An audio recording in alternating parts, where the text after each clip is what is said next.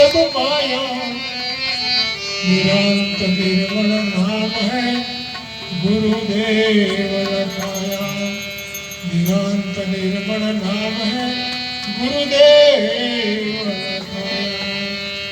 तो सदगुरु की महिमा अनंत अनंत किया उपकार नेत्र अनंत युगाड़िया अनंत दिखावना नेत्र अनंत युगाड़िया अनंत दिखावना। तो गुरु चरण में गुण गणा प्रेमे नमाऊ शीश वचन विचरे अमीचरे नाम करे सदगुरु महाराज जय। आ प्रसंग मात्र ने मात्र गुरु महिमानो छे અને હું અને તમે આપણે સૌએ ગુરુના મહિમા દીપાવવાનો આપણી સૌની ફરજ છે દીપાવતા રહેવાનો છે ને એમાં આપણે કંઈ ઉપકાર નથી કરતા પણ સદગુરુ પરમાત્માએ આપણને આ સંસાર સાગરમાંથી તારવા માટે અથાગ પ્રયત્ન કરીને આપણને ઉગારેલા છે। તો એમના ગુણલા ગાવતા રહે અને આપણે ગાતા રહીએ એ આપણા સૌની ફરજ છે કારણ કે સદગુરુ વગર કંઈ બની શકે તેમ નથી। સદગુરુ જે છે બીજા અનેક સાધન કરે તેનાથી કંઈ મેળ પડે તેમ નથી। જે કંઈ છે તે સદગુરુ થકી બની શકે તેમ છે અને સદગુરુ પરમાત્મા જ્યારે ભેટી જાય છે ત્યારે એ અનંત પ્રકારે સેવકની જે દુવિધા હોય છે એ દુવિધાને મિટાવવા માટે એની કલ્પનાને ભ્રાંતિમાંથી એને ઉગારવા માટે સદગુરુ પરમાત્મા દયા કરે છે અને ઉગારી લે છે। તો પેલા સદગુરુ કેવા છે એનું નિરાત બાપુને એક પદ છે હું ગવાડું પછી થોડુંક આગળ ચાલીશું। સતગુરુજી બીના જન્મ મરણ જપ ત્રાસ કદીના મેટે સતગુરુજી બીના જન્મ મરણ જપ ત્રાસ કદીના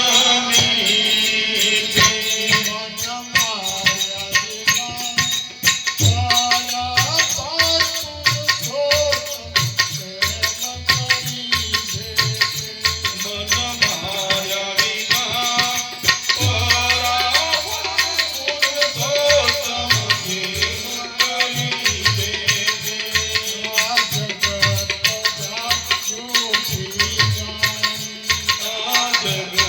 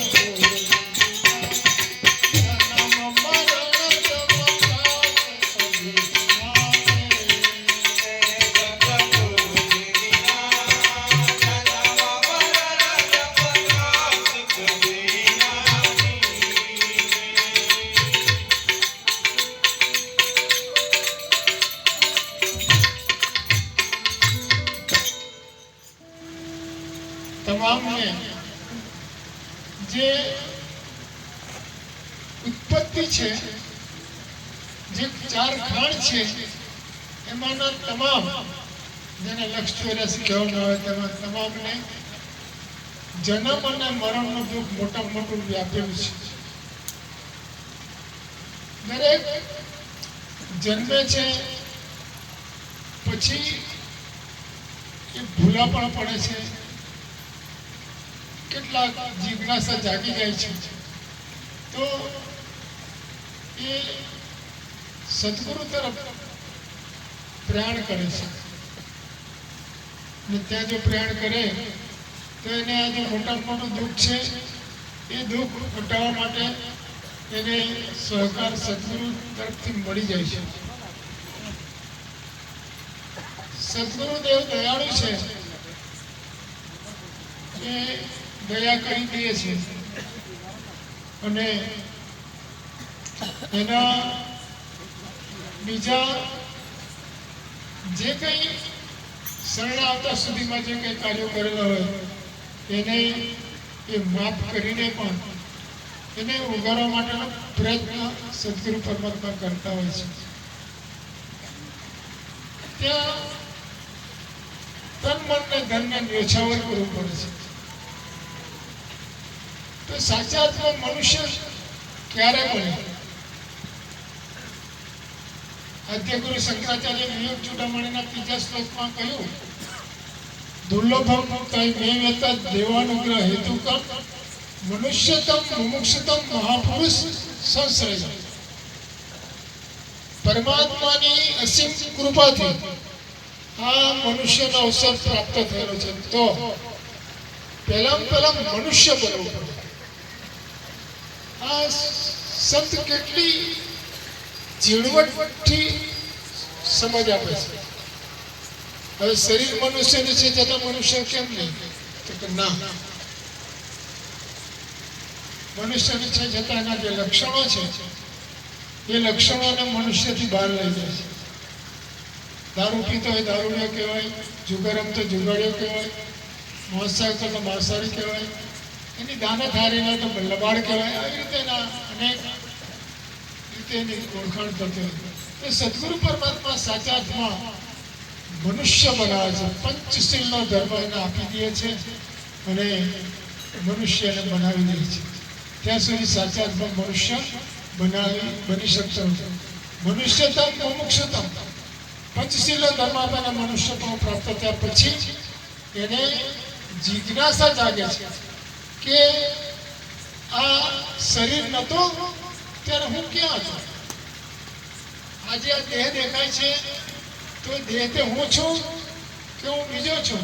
કારણ કે નજરે દેખાય છે, જન્મે છે, એને મસાળાની બારી આવે છે, તો આ સજીવન વસ્તુ કોણ છે? ચેતન કોણ છે?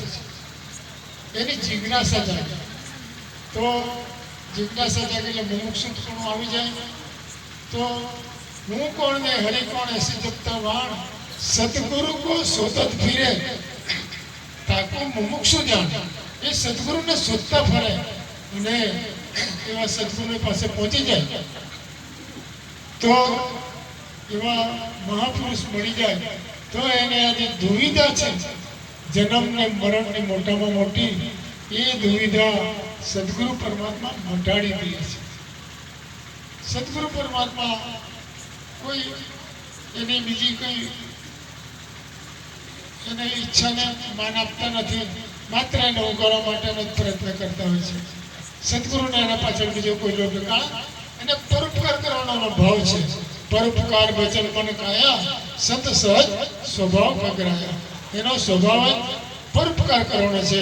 કોઈ પણ અજ્ઞાનીને તારવું એ એનો સહજ સ્વભાવ છે.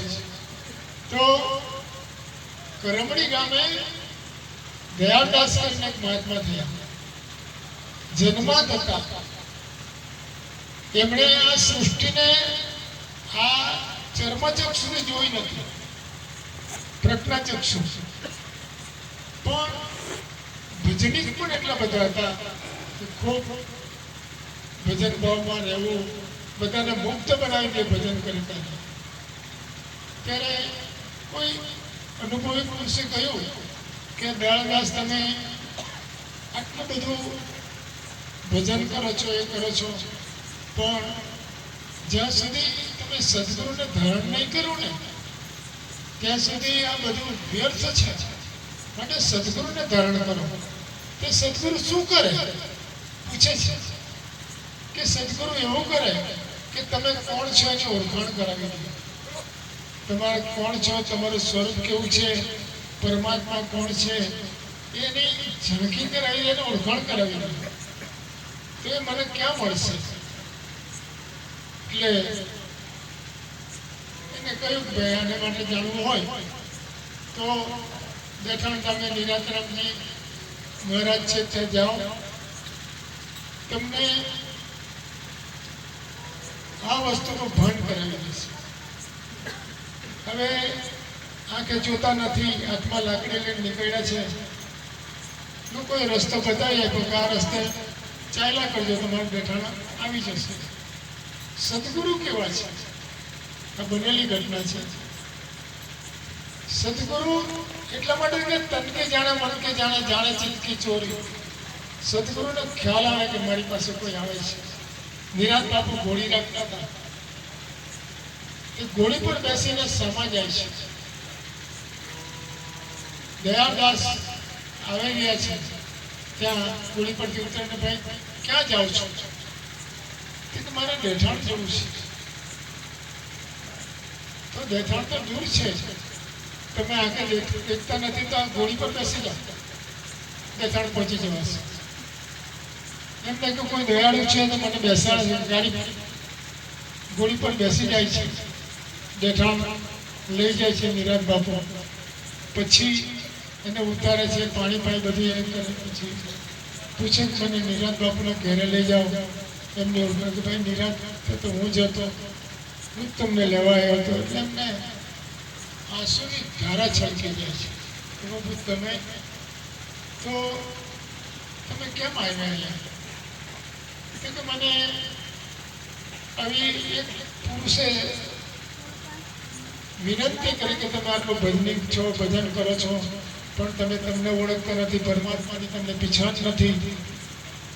પરમાત્મા કોણ છે, ક્યાંથી આવ્યા છો, ક્યાં જવાનું છે એનું ભાન નથી. તો એ દેથાણ ગામે જશો ત્યાં તમને પ્રગટ બતાવી દેશે. એટલે હું તમારી પાસે બધા આવ્યો છું. તો મને તો નિરાંત બાપુ કહે કે ભાઈ તમે આંખે જોઈ શકતા નથી, તમને હું જ્ઞાન કઈ રીતે આપીશ? સમર્પણનો ભાવ જ્યાં સુધી નહીં હોય ને ગુરુ પ્રત્યે ત્યાં સુધી મુશ્કેલ છે. તો દયાળદાસે કહે છે કે બાપુ તમે જો નિરાંત બાપુ હોય તો હું તમારો શરણે આવેલો છું, અને તમારી જો કૃપા હશે ને તો એ જ્ઞાન મને પ્રકટ થયો વગર રહેવાનું નથી. તમારી કૃપાની જરૂર છે. ત્યારે નિરાંત બાપુ એને ત્યાં જ્ઞાન સમજણ આપી દીધેલી ને સમજણ આપી ત્યારે પહેલા પદની રચના કરેલી એમણે કે આત્મ વિશ્વ પ્રકાશિક પૂરણ છે પરમાત્મા, જેનો મહિમા નેતિ નિગમ નિરંતર ગાય. આત્મ વિશ્વ પ્રકાશિક પૂરણ છે પરમાત્મા. બ્રહ્મા શિવ સંકાદિક સરકસ કોઈ ના કહી શકે. જપ તપ ધ્યાન ધરેના અલબેલો ઓળખાય. આત્મ વિશ્વ પ્રકાશિક પૂરણ છે પરમાત્મા. આની રચના એમણે ત્યાં કરેલી ને પછી એને જે સુરતાના શબ્દનું મિલન જ્યારે કરાયું ત્યારે એમણે સુરતાના બધા પદોની રચના કરી. કયા કંચનનગર સોહમૃતાથી શરૂ કરીને આખી સુરતાના વિવાહની આખી રચના કરેલી. દયાળદાસ બાપુએ આપણા નિરાંતમાં અનમોલ જ્ઞાન પીરસી ગયેલા. એમની અત્યારે વડોદરામાં વાડી વિસ્તાર છે, દાડિયા પટેલોનો વિસ્તાર છે, ત્યાં નિરાંત સદન છે, બહુ મોટું છે. ત્યાં એમની ગુરુ ગાદી અત્યારે પણ ચાલુ છે. તો ગુરુની દયા જ્યારે મેળવવાની હોય ત્યારે આપણે સમર્પિત થયેલા હશું તો અવશ્ય. પણ ઘણી જગ્યાએ એવું પણ બને છે કે તિમિર ગયા રવિ દેખતા સુમતિ ગઈ ગુરુ જ્ઞાન. તિમિર ગયા રવિ દેખતા સુમતિ ગઈ ગુરુ જ્ઞાન કુમતિ ગઈ અતિ લોભ છે ભક્તિ ગઈ અભિમાન ત્યારે અહંકાર આવી જાય છે ત્યારે ભલે આપણે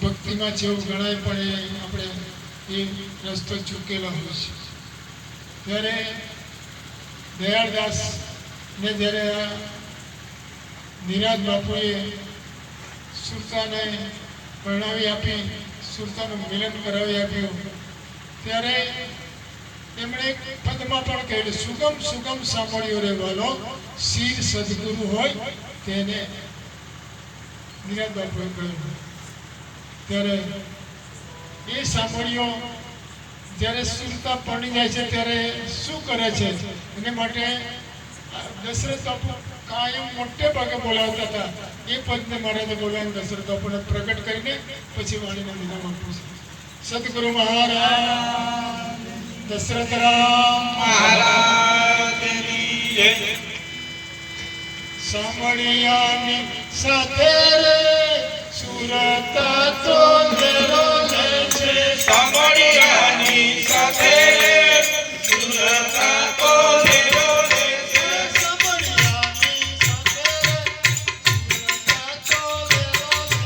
સાંભળિયાની સાથે સુરતા તો ઘેરો લે છે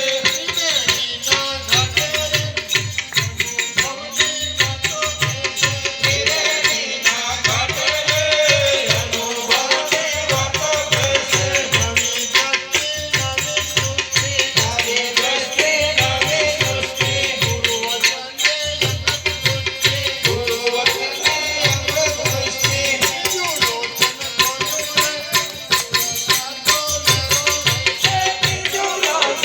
ઘેરો લે છે સાંભળિયાની સાથે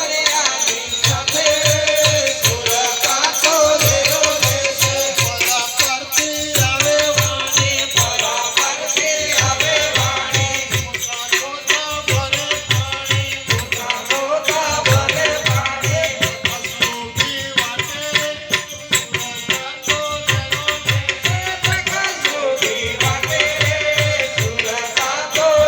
તો ઘેરો લે છે પ્રકાશરૂપી વાટે સુરતા તો ઘેરો લે છે ભક્તિ જ્ઞાન અને મુક્તિના ઘાટ પર સદગુરુ પરમાત્મા આ સુરતાનું મિલન કરાવી દે છે અને પતિ સાથે તેની આ વાત કહેલી છે આ વૈરાગી દર્શન ત્રિવેણીના ઘાટ પર કહ્યું છે તો આખી દ્રષ્ટિ બધી બદલાઈ જાય સૃષ્ટિ બદલાઈ જાય કારણ કે જ્યાં સુધી સમજમાંથી ત્યાં સુધી જગત દેખાય છે ને જ્યારે સ્વરૂપનું ભાન થાય ત્યારે જગતને બદલે ભ્રમ દેખાતું થઈ જાય છે જ્યારે સાક્ષાત્કાર જે થઈ જાય વ્યાપકતાનું ભાન જ્યારે થઈ જાય એને ભ્રમ દેખાતું થઈ જાય નવી દ્રષ્ટિ નવી સૃષ્ટિ ગુરુ વચને અમૃત વૃષ્ટિ ત્રીજું લોચન જ્ઞાન લોચન ગુરુ મહારાજ ખુલી દે છે પછી આગળ કહે છે પરાપારથી આવે વાણી પોતા થતા ભરે પાણી પ્રકાશ સુધી વાત એને શું થતો પછી આ પોતા થતાની કોઈ જરૂર એને પડતી નથી બધું ગમે તેટલું વેદ શાસ્ત્ર બધું ભણેલા હોય પણ જ્યાં સુધી સદગુરુનો ક્રમમાં નહીં હોય ત્યાં સુધી કંઈ કામ લાગે નહીં ભલે ને ચારે વેદ એને મોડે કરેલા હોય 6 શાસ્ત્ર મોડે કરેલા હોય પણ દાળના તપેલામાં કળશી જેમ હલાવે દાળને હલાવતી હોય પણ એ દાળનો સ્વાદ શું છે એ કળશીને ખબર પડતી નથી તેમ ભલે શાસ્ત્ર પુરાણ બધા વાંચી લીધેલા હોય પણ એને પોતાનું સ્વરૂપનું ભાન થતું નથી તો થયા પછી શું થયું એટલે આગળ પાછા કહીશું કે અજા પીટીને સિંહ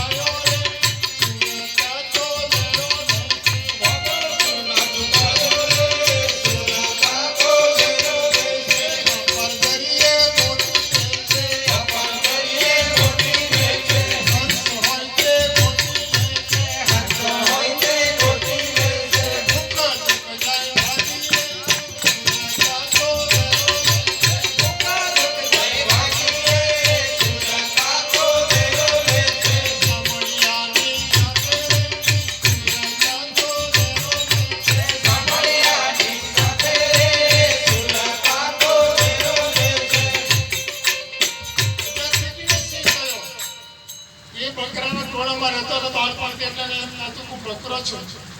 પણ જ્યારે સાચા સિંહ મળે છે ત્યારે એને પોતાની ઓળખાણ જ્યારે કરાવી દે છે ત્યારે એ સિંહ બને. હું સિંહ છું એમ નક્કી થઈ જાય છે. હું બકરો નથી. અજા પેટી સિંહ તો પોતે તો પોતાને રહ્યો. વાદળે સૂરનો છુપાયો ને સૂર થતો ઘેરો નહીં. પણ એ અપાર દરિયે મોતી રહે છે. એમાં મરજીવા બનવું પડે. આ તો ભક્તિ મરજીવાના કામની છે, ગમે તેના કામની નથી. મરજીવા બનવું અપાર દરિયે મોતી રહે છે. હંસ હોય તે ગોતી લે છે તો ભૂખ દુઃખ જાય ભાગી રે સૂર થતો ઘેરો રહે છે. તો વૈરાગી દાસ કહે છે છેલ્લે કે વૈરાગીને ગુરુ મળ્યા સાચા. વૈરાગી ગુરુ મળ્યા સાચા. વૈરાગી ગુરુ મળ્યા સાચા. હવે તો કેમ પડીએ પાછા. હવે તો કેમ પડીએ પાછા.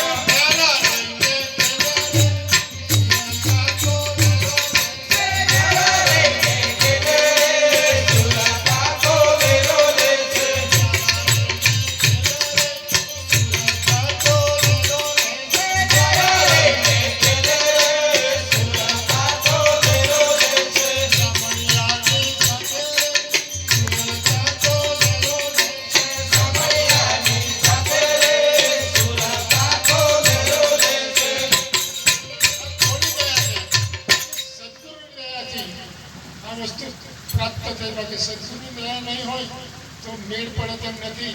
છૂટવાનો ઉદ્યમ કરે તેમ તેમ જીવ બંધાય. આ બળે છૂટે નહીં છોડાવે સદગુરુ રાય. વિનોદ બાપુએ બે ત્રણ જગ્યાએ વાત કરી છે કે સદગુરુ રૂપ પારસકાર ગાવે લોહા જાત મિટારી કંચન કરકે કંઠ લગાયા પાયા મૂળ અધિકારી. એ સદગુરુથી પારસ જેવા લોણાની હાથે અડી જાય તેને સોનું બનાવી દે એ સદગુરુ કરી દે છે.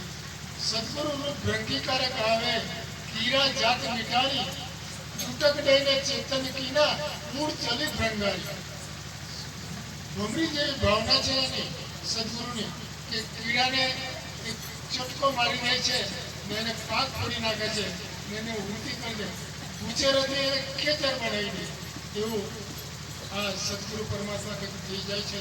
તો આજના અણમોલ અવસરે આપ સૌને મારા વંદન કરીને ઘણા મહાત્માને આપણે સાંભળવાના છે તેથી હું મારી વાણીને વિરામ આપું. સદગુરુ મહારાજની જય. પરમ પૂજ્ય દશરથ રામ મહારાજની જય. સૌને જય ગુરુ.